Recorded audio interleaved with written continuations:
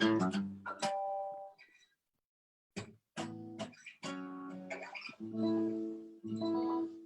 right, it is 3 o'clock. I am super excited about today's show. I'm admitting some others into the room right now. We want to make sure that everybody can get in. But I want to thank everybody for joining us today on Try This Tuesday. This is the 3rd edition of this quote unquote show.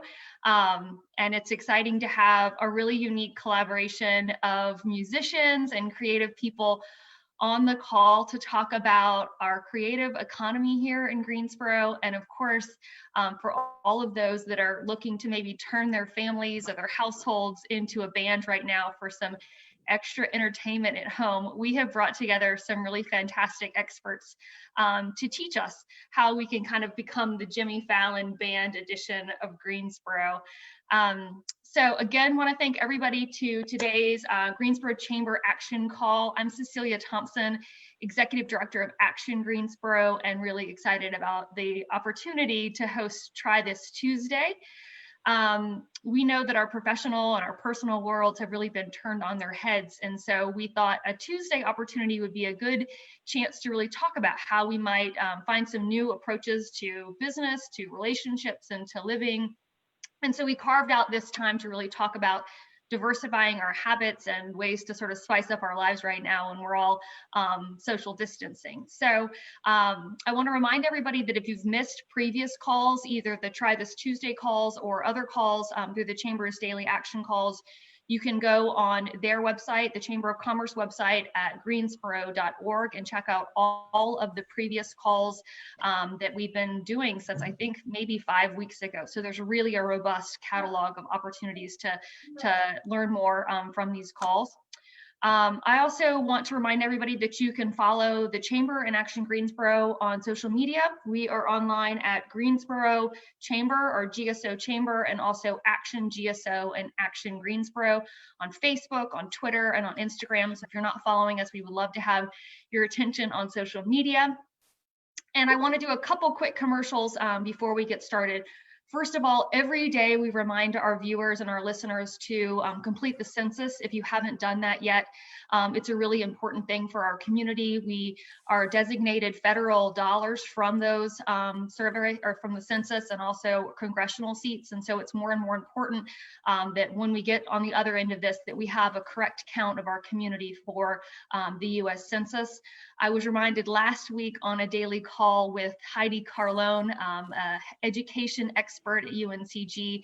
She said filling out the census with your children is a great way to really learn about civics. And so that's an opportunity for you to do something together with your families to complete the census together. I also want to remind everybody that DGI, Downtown Greensboro Incorporated, has a fundraiser going on right now. I see it as a triple bottom line. You make a donation to Downtown Greensboro, it's tax deductible, that's your bottom line. They then turn around and buy great meals from downtown restaurants to support our downtown restaurant community. And then those dollars are then transferred to Cone Health so we can provide much needed meals to those on the front line at Cone Health. So it's a really great opportunity. Check out Downtown Greensboro Inc. website so you can find that link to make a donation. It makes you feel good when you do something every day for the community. So I highly recommend that. So let's jump in. We've got an hour ahead of us, and I am really excited about the call today. As I mentioned, we are really going to talk about Greensboro's creative community, our creative economy, and then we're going to go into some details about how you might think about turning your family into a band. So we've got special guests today. I'll do some quick introductions. First of all, we have Evan Feldman. Evan is the principal guest conductor for the Greensboro Symphony and the director of the Greensboro Symphony Youth Orchestra on the call. Welcome, Dr. Evan. We have Peter Ziotnick. Peter is the education director with the Greensboro Symphony. He and his colleagues with the youth orchestra present over 75 chamber ensemble concerts every year to Guilford County elementary schools and perform over 20 to 25,000 students at our middle and elementary school concert programs. That is really unbelievable what the Greensboro Symphony does through their youth programming and education programming. Sometimes we only think about the performance side of having professional artists perform, but they're really integral in our school system, really teaching the value of arts and education in our school system. Peter is also on his side gig is the principal timpanist for the Greensboro Symphony. So he's going to bring out the timpani today, I think, a little bit with the homemade instruments. We also have Ryan Deal on the call. Ryan is Greensboro's new Chief Creative Economy Officer for the city of Greensboro. And of course, Ryan is a proud alum of UNC Greensboro. Welcome, Ryan.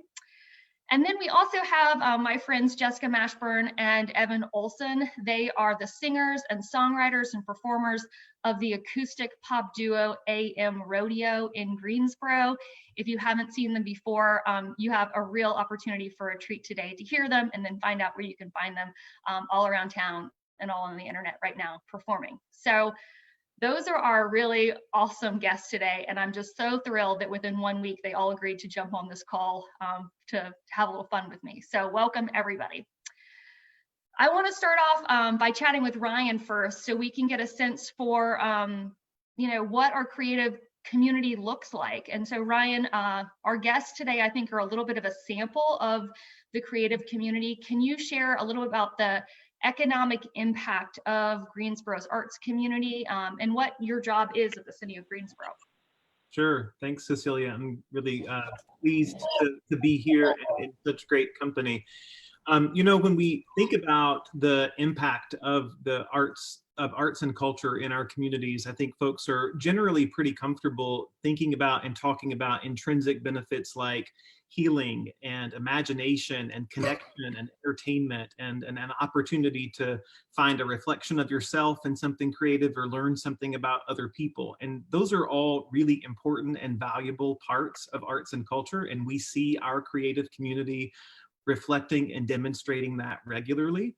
But one of the elements that I think we're sometimes less familiar with or less comfortable talking about is the very real economic impact that our arts and culture community has.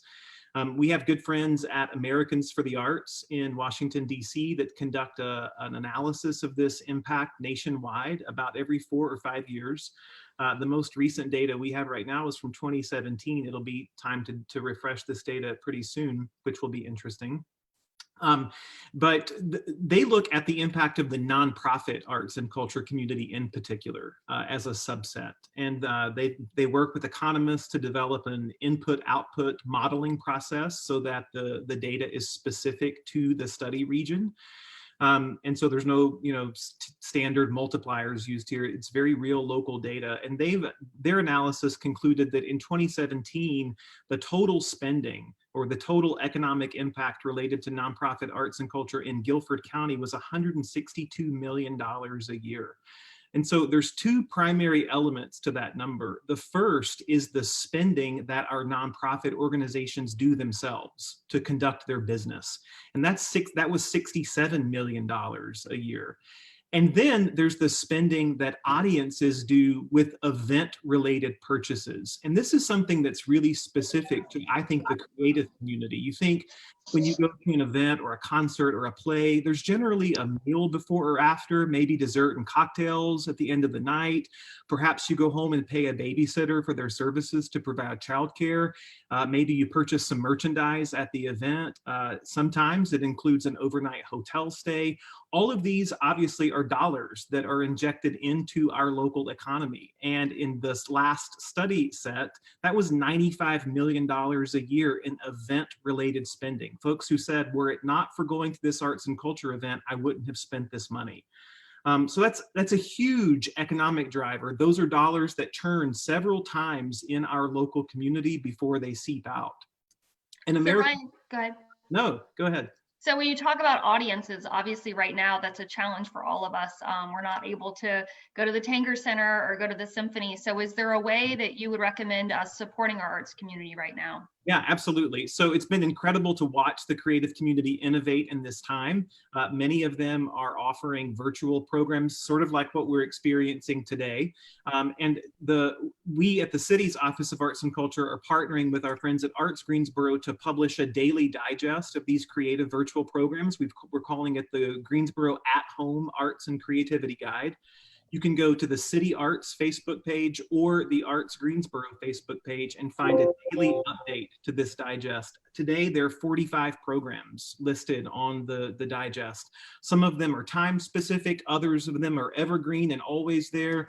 There's things for all ages, guided art activities for parents and their kids, more adult programs. If that's your speed, we've included all those details on the guide. So that's a fantastic place to start. Awesome. Well, we really encourage everybody to check out those opportunities to support the arts, to find ways that you can connect with artists in our community and really all around the world right now. And Ryan, we really appreciate everything that you're doing to bring everything together and lead this charge right now. Thanks. If I may say just one last thing, it is, my hashtags these days have been, yes, stay home, but then also stay local and stay creative. And so to your point, Cecilia, there are famous artists and huge production companies and museums all across the world that are offering virtual programs, but I'm particularly proud of the way that this local creative community has activated themselves and are offering opportunities for our community as well. So I encourage folks, yes, to look far and wide, but also take this opportunity to invest and explore in something that's homegrown and local to your community that you may not have known about beforehand.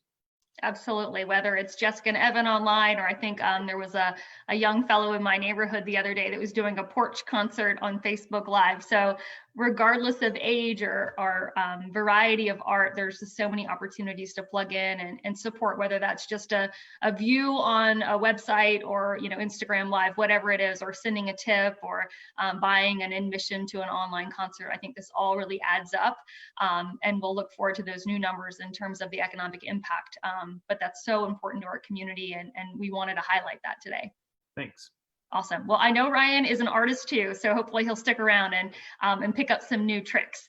So now we're going to go into the side of this call on how do we sort of frame creating a family band? So regardless of age in our family or the number of people living in the house, how do we start this process of thinking about, we have no instruments in the house, all I have is maybe a cheese grater and a whisk and an iPhone. So Evan Feldman, I'm gonna ask you, where do we start? How do we frame this notion of, it's Saturday afternoon, maybe it's raining, maybe it's not, and we're like, we got to do something. Where do we start?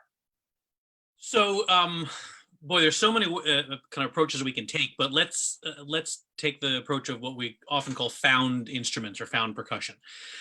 So that's the scenario where no one in the group, in the family, plays an instrument. There's no flutes or clarinets lying around that anyone knows how to use. Although if you don't know how to use a flute, you can always bang on and you'll get an interesting sound. That's kind of what we mean by found percussion. And Peter can probably back me up here that some of the great instruments that percussionists use these days came by just random hitting things and going, oh, that makes a really interesting sound. I wonder if I can mount 5 of them and then create a new instrument.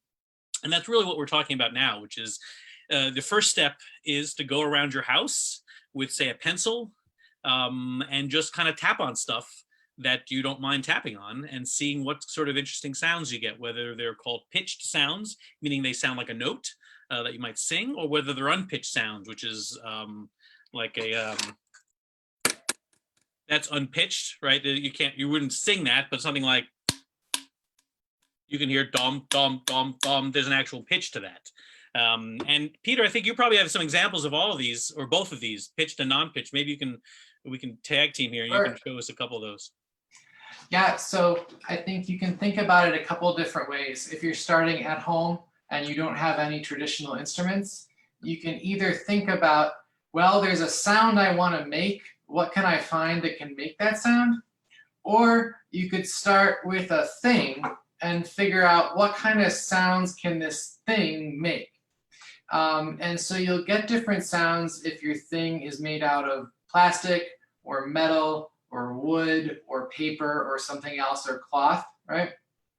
And you can also get different sounds based on the way you are playing it. So if you're playing it with air, like trying to get a sound out of it that way, or maybe by striking it either with your hand or maybe with another thing, a chopstick.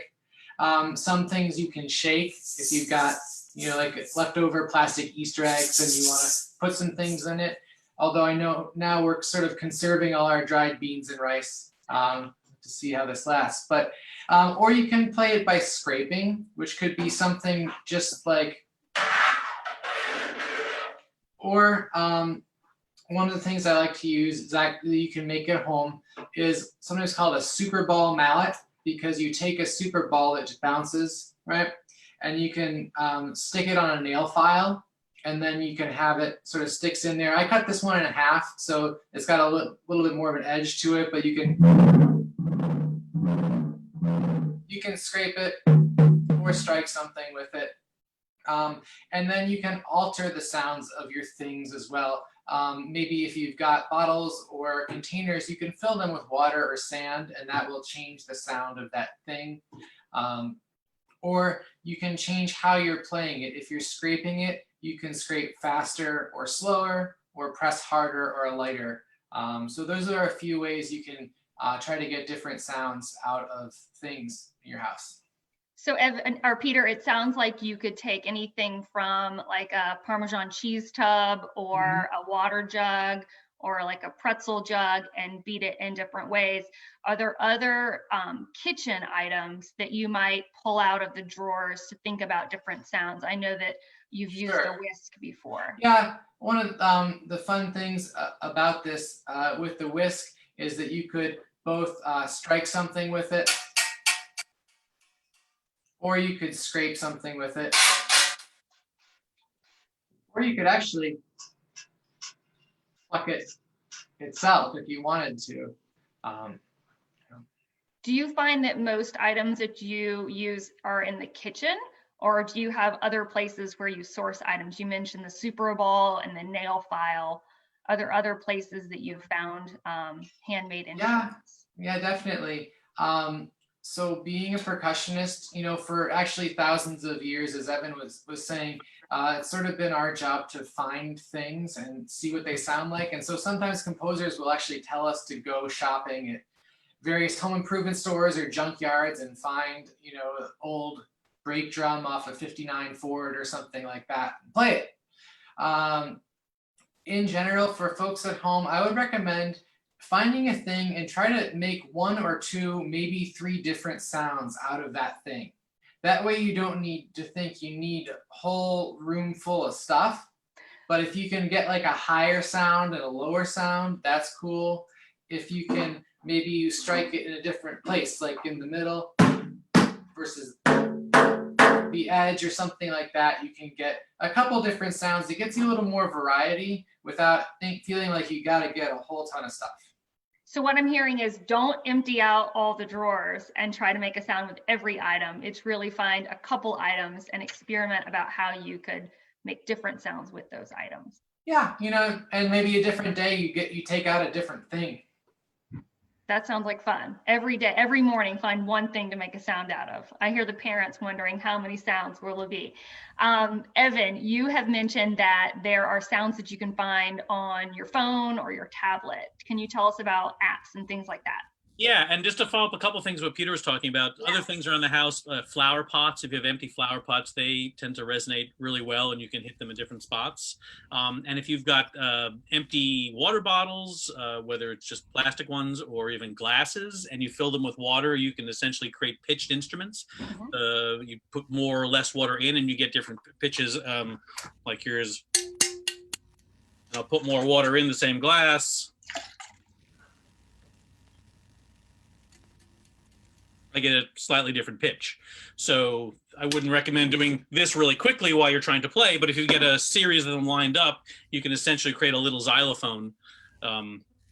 So you got lots of options in that. So one way to do this in terms of electronic instruments is you can just use your, I mean, there are actually in existence iPad bands or iPad orchestras where there's 20 people and they all have different instruments bunched up on their iPad and they just create different sounds, essentially like electronic music.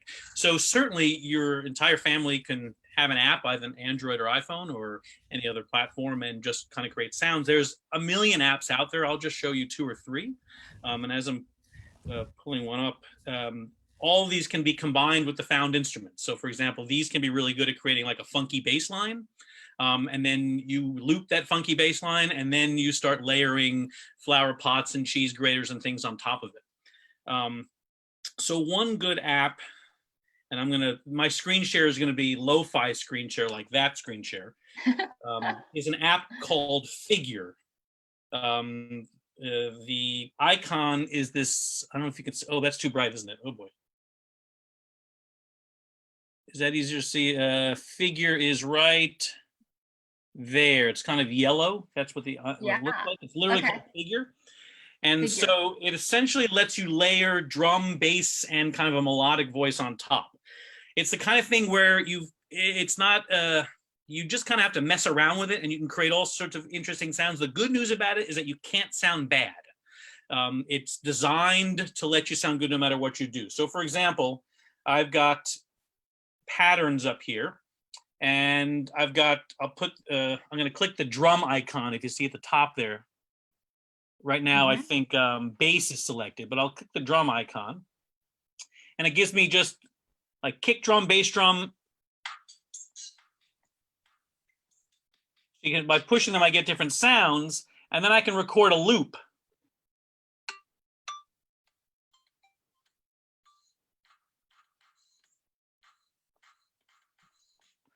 And that'll just keep repeating. And then let's say I want a funky bass line. And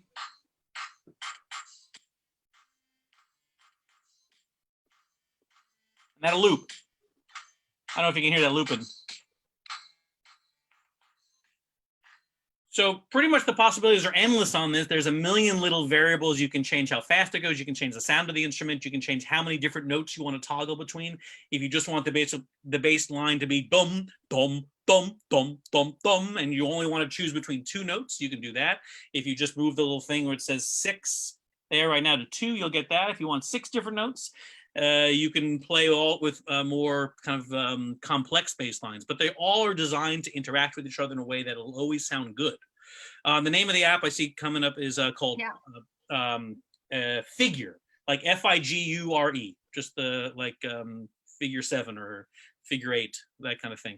And I believe this is free. And you can layer it, so you can all download it, and you can have the bass line, you can have the percussion part, you can have the lead voice.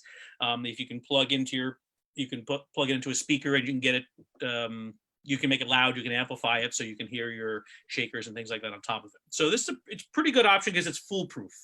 And if you know something about music and you know kind of scale degrees and rhythms, it becomes even more powerful, because then you can say, oh, okay, now I know what these bass voices are. If you don't, it doesn't matter. You can randomly hit things, loop it, and it'll sound good. So another thing you can do, which is a little bit fancier, so I'll only show you a bit of it, is called Oxy Pro. I don't know if you can see it right over there. It looks kind of like the black icon with the white triangle stacked. Oxy Pro. There's a free version of that also. Essentially what you get on this is little pods of sound. You can see each pod is another, let me play this. So that's just things, the same process as if I want to change it, I push a different box.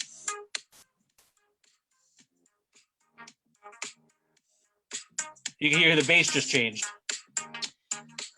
So you might think, well, boy, that seems awfully complex, but the process is basically the same.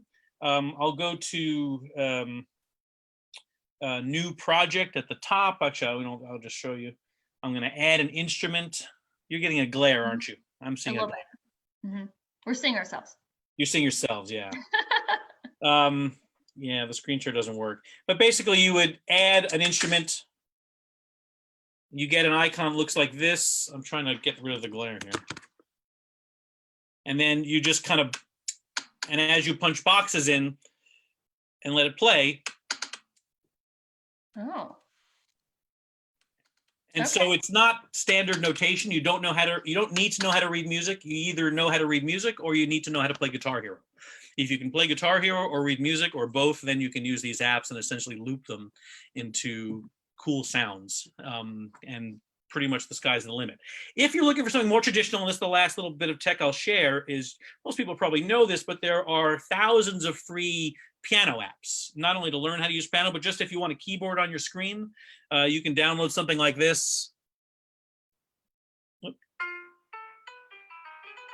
And you can just play, melodic parts or simple parts like that and change the sounds, essentially like a free synthesizer. So there's lots of options for this and others. So that's the quick tutorial on tech. So you mentioned 3 apps. One is Figure. What are the other 2?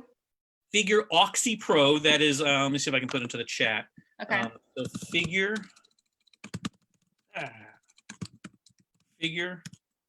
Oxy Pro, and any piano app. Awesome. Okay. So it sounds the like one I share, if I have a second, uh-huh. is you mentioned the Jimmy Fallon Band. Yeah. So the trick with the Jimmy Fallon Band is that almost all the stuff you see like that is not live, right? It's not being performed at the same time. If you look closely, just about everybody has a headset in like this, because they're listening to a pre-recorded track and then they're just layering on top of each other. And women can hide it because they often hide it under their hair, so it looks like, wow, how is she doing it? She's got a little air bud underneath her hair. But there are ways for families to do that pretty. If you're a pro video editor, you can do it. If you're not, there's an app called Acapella, which allows you to do duos, trios, and quartets, sort of the same thing. So I might sing the first part of a song, I'll upload that to the cloud, and I'll send that to Ryan, and then Ryan will sing off of me, and then it'll upload his into the cloud, and then you've got 2 people singing at the same time, perfectly edited, kind of like Jimmy Fallon Band, but foolproof and much easier to do, and that's called Acapella. Okay, so maybe after this call, we'll all get on acapella and we'll make a giant community song. There you go. But until then, we got to figure out how to start a rhythm. So it sounds like the apps, when you utilize those, you can automatically sort of do a repeat. So it starts to create that rhythm. But if you don't have technology to support that, Peter, can you tell us, like, where do you start to make a pattern with found sounds, and how do you create a rhythm? Well, there's a lot of different ways you can do it. One of the ways that I would recommend for people at home who are interested in doing a family band or something like that is you probably have a song that you're interested in doing, or a song that everybody in the family knows or likes well enough, like, to want to do and sit in the same room with each other. So if you're basing it off a song you've heard before, that can be a good thing to do. You can, I'm not gonna try to screen share it now, but you could try playing along with your thing that you found to that song. And so it might sound like, drums actually on Zoom don't always come through super clear. Sometimes drums scare the Zoom mics a little bit, and then it backs off until you start talking again. But you can see what I'm doing at least. Something like that, where if you're thinking of a song, or maybe you're playing along to it at first, and then maybe you try it without playing along to it. Okay. So kind of when we were thinking about this, we were thinking about 5 steps. So one was choose your instrument. So it sounds like you got to find your found instrument. You got to make your instrument. So whatever that's going to be, play it, rehearse it, and perform it. So that was our 5 steps to creating the family band. And when Evan and Peter and I were talking last week about what song we might choose, we were thinking about a song that might everyone knows, that was popular, and that had a Greensboro connection. And so the Action Greensboro team recommended the song Old Town Road, which many people know and love, many children do. And we asked Peter to create a rhythm of the bass line of Old Town Road using instruments that he made in his home. So Peter, do you want to talk about, like, what that process was real quick? Sure. So that was the song that we had in mind. And so the benefit I already have is that enough people know the song. So as long as I'm doing something close, your brain will fill in the rest of it some of the time. So I'm hearing on the recording, like where the electric bass comes in and where the electronic drums or drum set comes in. And so I thought I would put together a few things that have the low, middle, and high parts to that. So for the high part, like a hi-hat cymbal, I was using a grater for that, and I would use a single note by tapping it, or sort of a tremolo or trill by scraping across one of the sides of it. And then for the middle voice, which could be like an electronic snare drum or hand claps, I was using some sand blocks, which you can get a clapping sound with, but you can also get a little bit of sort of homemade reverb or delay sound to it. And for the bass of it, I was using some plastic tubs and the water jug I've been showing you. As it turns out, I do have one that's an E flat, like in the song. We have a lot of stuff. But if you don't have one, you can fill it with water or something and adjust the pitch of it. So I'd have like a higher sounding one, and then there was like a middle sound, and then a lower sound on this one. And size changes it. Like you might imagine a smaller one is higher, but sometimes also the thickness of whatever you're playing will also make a difference. So actually, like this smaller one sounds a little bit lower to me than the larger one does. So it sounds like we're all going to start saving our plastic containers depending on the pitch that they make when we hit them. Sorry? It sounds like we might all start saving our plastic containers so we can see the pitch or hear it. Yeah, sometimes you know, if we find a good one, you can Sharpie on it. Like, yeah, this one's an A flat in case you need it. I love it. I love it. We want to make sure that we have questions from everybody who's listening. So if you have a question for Peter or for Evan or for Ryan or Jessica and Evan, just type it in. We want to hear from you. Peter, anything else you want to add about the process that you went through to create the rhythm for Old Town Road? I think that pretty much covers what I was thinking about during it.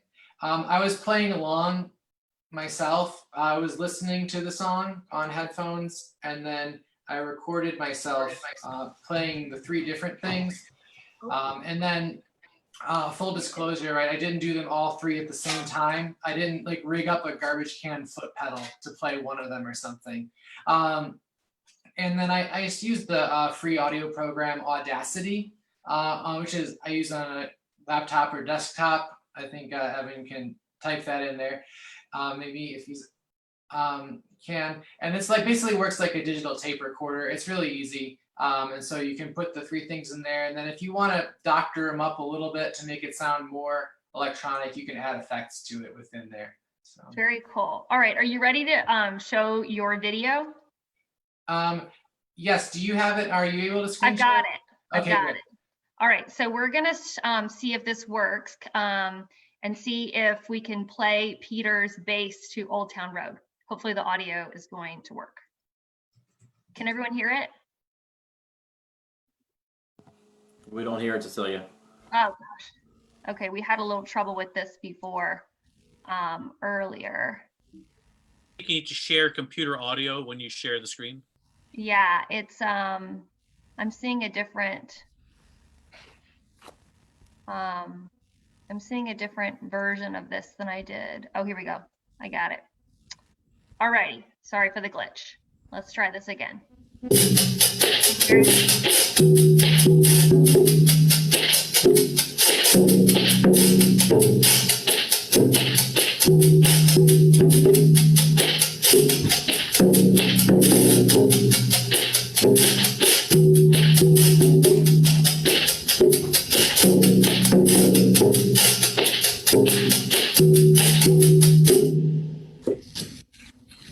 Okay. What does everyone think? Let's hear some comments, questions that we may have. Peter want to add anything to that? I'll just type in the name of the programs that I was using for that.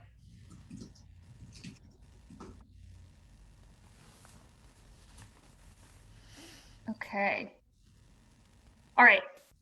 When I first heard that, I was like, where did this come from? I was so excited about the cheese grater and the whisk. So it sounds like the key, if you're not an awesome percussionist like Peter, that is listening to the song, really thinking about the different sounds within the song and creating your own rhythm on top of it. And then maybe slowly turn the volume down so you start to create your own before you add the vocals in.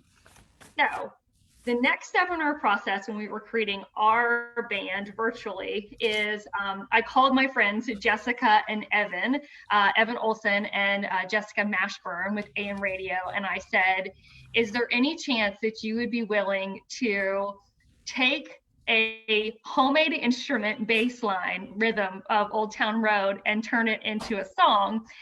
And Jessica first said, I don't know that song. And so she said, let me ask Evan. And so one of the most remarkable things about our artist community is this ability to be nimble and to learn a song really quickly. So I wanted to ask Jessica and Evan, how did you, not knowing this song and only having the rhythm and listening to, I guess, the recorded Billy Ray Cyrus, Lil Nas song, like how did you then frame what you did to overlay the lyrics? Well, I knew it. Okay. I hadn't heard it, but luckily I had heard it before, and I was all in for it. I thought it would be a fun project, so I got the track and I loaded it into my software, and then I added some tones, and that was fun because like Peter was showing you before, I got some glassware around the house, and I filled it with water to the appropriate pitch of the chord progression, and just went from there. You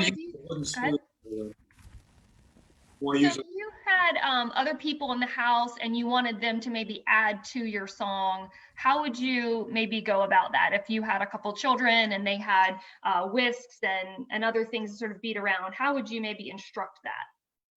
Well, I think the really important thing to do is to make sure that everyone knows that they have their own unique part that is a contribution to the entire song.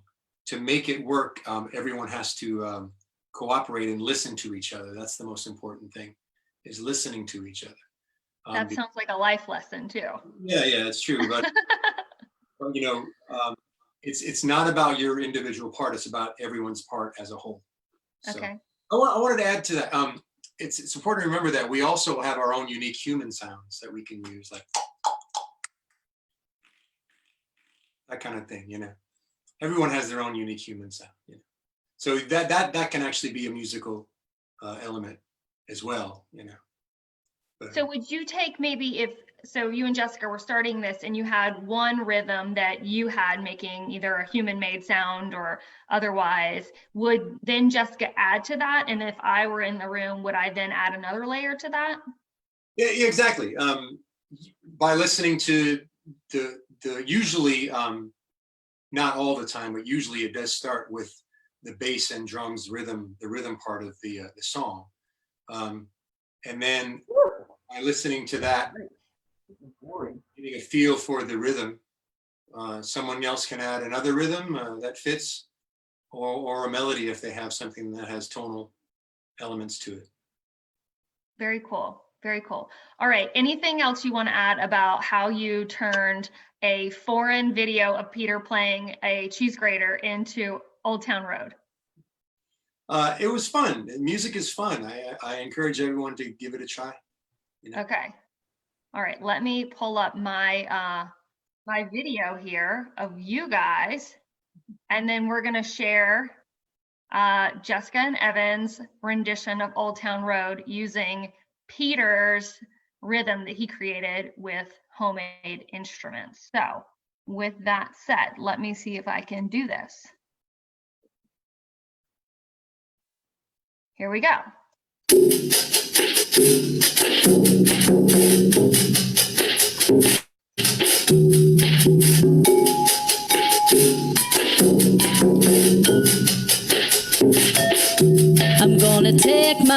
horse through the old town road. I'm gonna ride till I can't no more. I'm gonna take my horse through the old town road. I'm gonna ride till I can't no more. Got horses in the back, horse tack is attached. Hat is matted black, got the boots that's black to match. My life is a movie, bull riding is groovy. Cowboy hat from Gucci, Wrangler on my booty. Taking my horse to the old town road. I'm gonna ride till I can't no more. I'm gonna take my horse to the old town road. I'm gonna ride till I can't no more.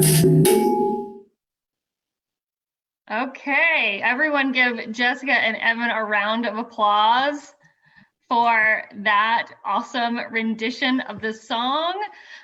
Barbara, I see you and your children, lots of smiles, so that makes us happy. Anyone else have questions? Questions for Peter, for Evan Feldman, for Jessica, for Evan Olson, for Ryan, about how to make music at home? Okay, we're seeing a lot of bravos, great.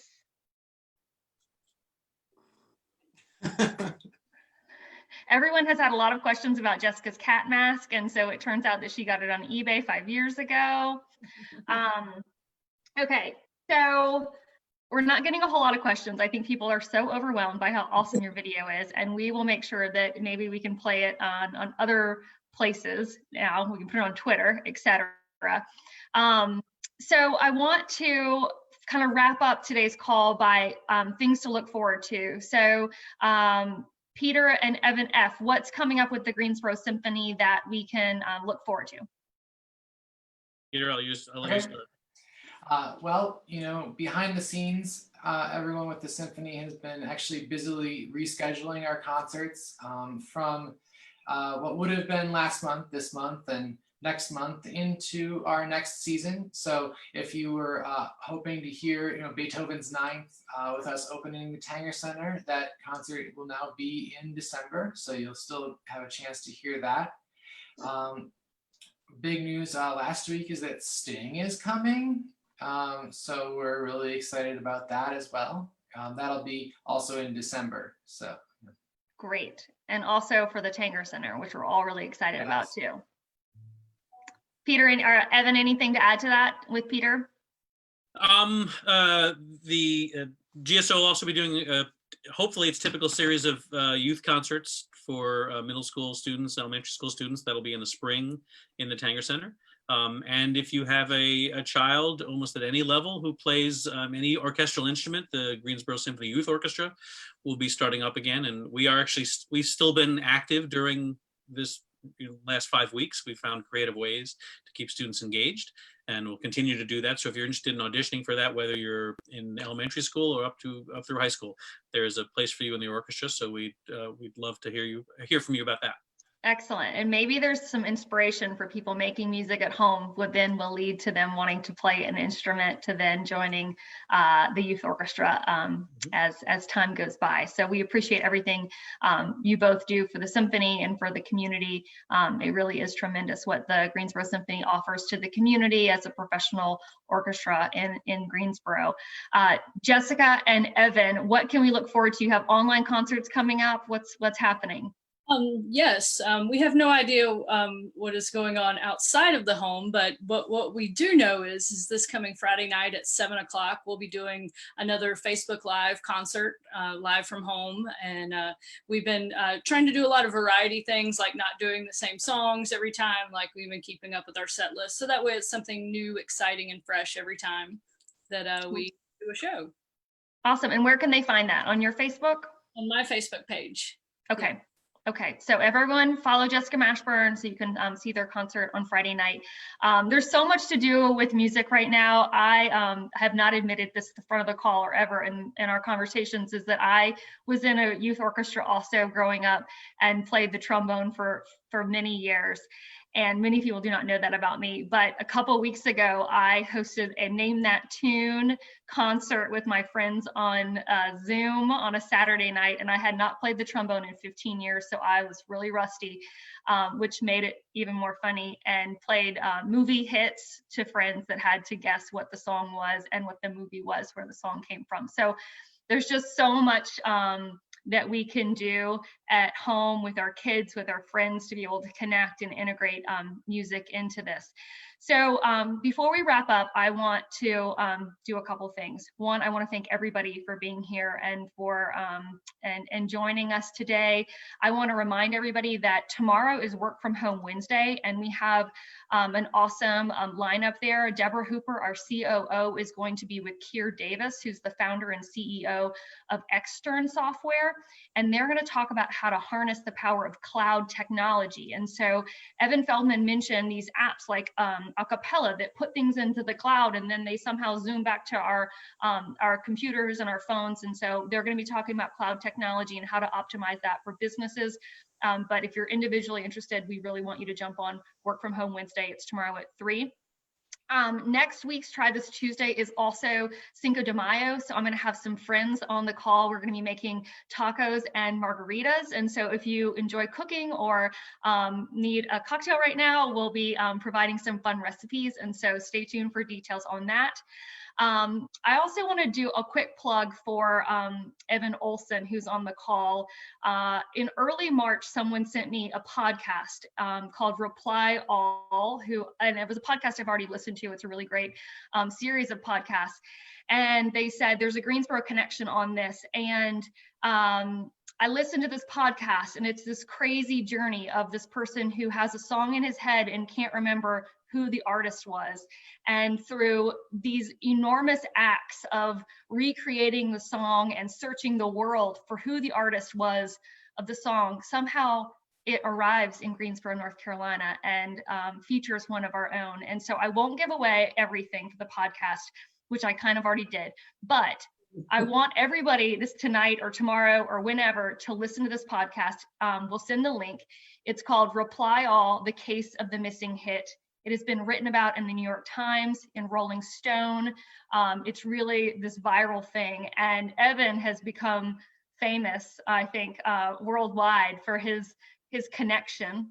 I won't mention all the details to the podcast. Evan, do you have anything you want to say about the podcast, or should we leave it to a mystery to everybody? They did a great job with it. Yeah. I'll say that. A really, really, really amazing story. It really is. It's mind-blowing, really. And It's amazing. Go ahead. came at a really great time too. Like it was at the beginning of March where Evan and I were faced with 40 to 50 performances being canceled, and that's hard on your spirit, the uncertainty. But the fact that this kind of podcast came into his life, it's been really great for both of us, because I've been so happy for him that people are discovering his music. Yeah. So The Case of the Missing Hit, Reply All. We'll send everybody the link. Please listen to this podcast. It features one of Evan's songs, and Jessica and Evan offered to play the song as we close out the show today. So I'm going to hand it over to you. Thanks everybody for coming. And we are now going to hear the song So Much Better. I hope that gate doesn't kick in. We'll give it a try though. Okay.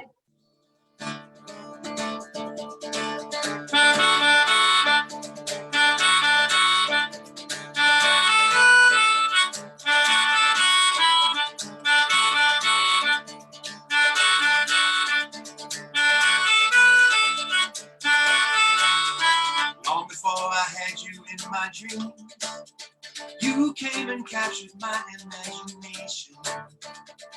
Though some things are never what they seem, I never had to worry, cause I know who you are.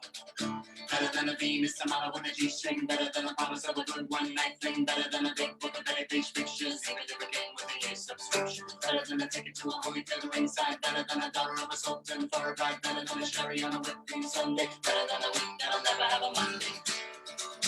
Share your love with me tonight. I wanna feel that love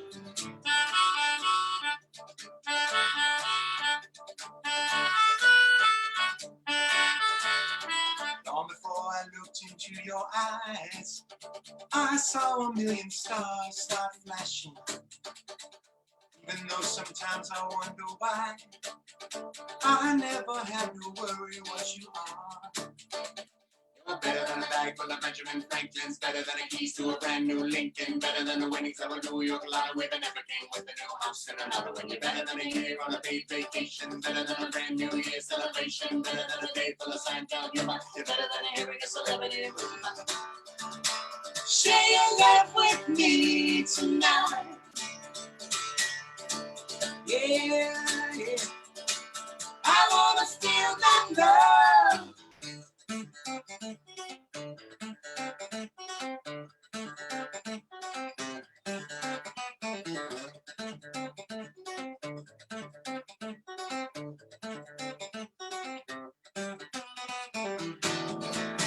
Share your love with me tonight.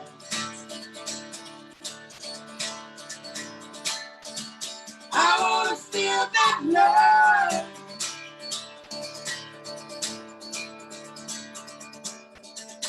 Share your love with me tonight.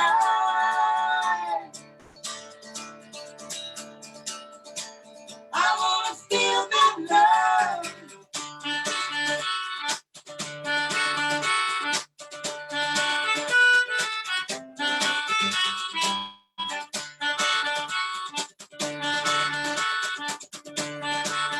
Share your love with me tonight.